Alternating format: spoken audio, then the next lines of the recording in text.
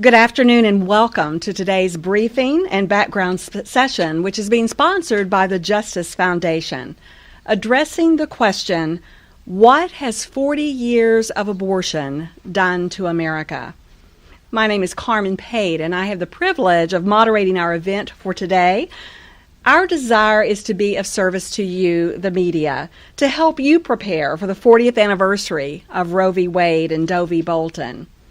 Couple of housekeeping notes. We hope that every media source has a press packet which was made available out at the table at the front. We also will be setting aside time for Q&A after 4 different sessions throughout the afternoon. We will plan for a 5-minute break at 2:45. And also our speakers will be available to answer questions after our event for a short time period. And of course, you'll be able to reach them directly, one-on-one, through the Justice Foundation. So we want to be available for all of your questions. Since 1973, an estimated 55 million abortions have taken place in America. Conservatively speaking, over 30 million women have had one or multiple abortions. We know from thousands of personal testimonies that abortion hurts women. You have opportunity now to hear testimonies of just a few who actually represent millions. I'd like to have the ladies from Operation Outcry come forward, please.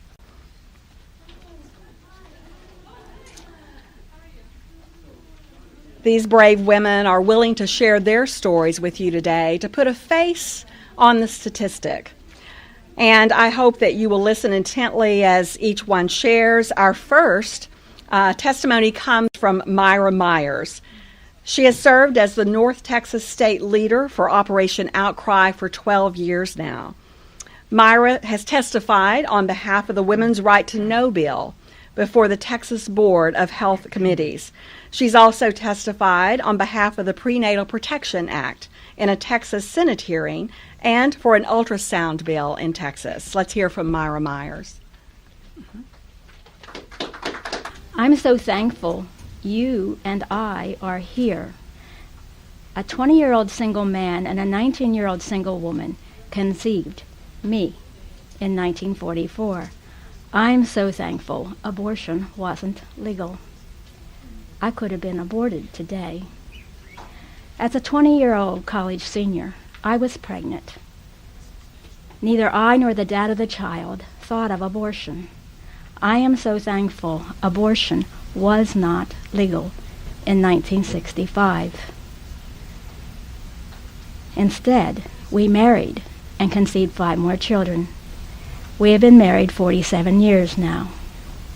In January 1973, I informed my husband I was pregnant with our 6th child. This time, he said, there is only one thing to do. Abortion had been legalized the week before. How did we go from understanding, knowing that pregnant is to be with child, to it's not a child yet? After all, it's legal. It must be okay. Deception. I was deceived by the Supreme Court and Planned Parenthood. The clerk at Planned Parenthood said nothing about pregnancy, the abortion procedure, risks. She did say, if you have trouble with it afterwards, we have counseling. Why would I have any trouble? I wondered. Lying on the abortionist's table, I failed to remember being in this position 5 times previously as I birthed my children. I was already in denial. 4 years earlier, I had experienced the loss of a child through premature birth. Of course there was grief, but not compounded grief plus guilt from being responsible for the death and the loss of a child, as I was through making the tragic poor choice of abortion. The legal abortion procedure, supposed to be safe, resulted in a hysterectomy shortly afterwards, and followed by ovarian failure, estrogen deprivation, and depression. Abortion destroyed our parent-child relationship and nearly destroyed our marriage due to the grief, guilt, shame, and the blaming. A year and 9 months after the abortion, as I felt a crushing weight, I knew the truth. Oh God, I have murdered. America has been experiencing for 40 years, January 22nd, 2013, the daily equivalent of 9/11, through the loss of its children, its citizens, that wounds the mothers, fathers, families, our nation.